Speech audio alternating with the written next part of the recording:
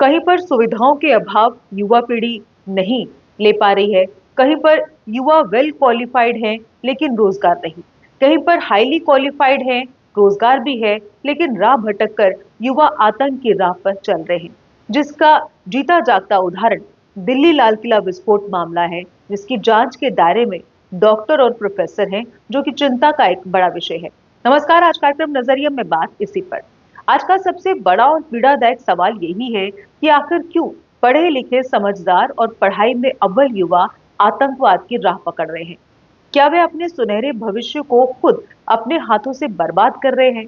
Doctor, engineer, MBA, science graduate जैसे ऊंची शिक्षा प्राप्त युवाओं का आतंकवाद से जुड़ना समाज के लिए एक गहरी चिंता का विषय है। हाल ही में सहारनपुर से गिरफ्तार हुआ डॉक्टर आदिल इसका ताजा उदाहरण है। एक पढ़ा लिखा प्रोफेशनल डॉक्टर जो लोगों की जान बचाने की कसम खाता है, वही जब बम धमाकों और आतंकी साजिशों में शामिल पाया जाता है तो ये पूरे सिस्टम के लिए एक चेतावनी है। आखिर ऐसा क्या होता है कि ये युवा इंसानियत का रास्ता छोड़कर विनाश की राह पर चल पड़ते हैं? आतंकी संगठन अब बंदूक और गोले बारूद से ज्यादा ब्रेन वॉशिंग के हथियार का इस्तेमाल कर रहे हैं। सोशल मीडिया, धार्मिक कट्टरपंथ और झूठे जन्नत के सपनों के जरिए इन युवाओं के दिमाग में जहर घोला जा रहा है।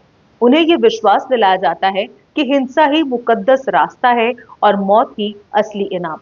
सबसे दुखद बात यह है कि ये पढ़े लिखे युवा जो देश की प्रगति के स्तंभ बन सकते थे, वही देश की सुरक्षा के लिए खतरा बन रहे हैं। उनकी शिक्षा, बुद्धिमत्ता और पेशेवर योग्यता आतंकियों के लिए हथियार बन जाती है। यही वजह है कि आतंकवादी अब गांव या गरीब तबकों से नहीं बल्कि पढ़े लिखे वर्ग से भी भर्ती कर रहे हैं, ताकि उन्हें स्मार्ट टेरर की शक्ल दी जा सके। इस स्थिति में समाज, परिवार और शिक्षण संस्थानों की भूमिका बेहद अहम हो जाती है। माता पिता को ये समझना होगा कि बच्चे के अंदर क्या चल रहा है, वो किन लोगों या विचारधाराओं से प्रभावित हो रहा है। कॉलेजों और यूनिवर्सिटीज को भी सतर्क रहना होगा कि कहीं उनके संस्थान ब्रेन वॉशिंग के अड्डे न बन जाएं।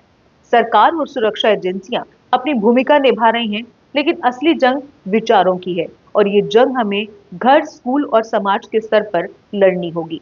जब तक युवाओं को सही सोच, सही मार्गदर्शन और सही उद्देश्य नहीं मिलेगा, तब तक आतंकवाद जैसी मानसिकता हमारे बीच पनपती रहेगी।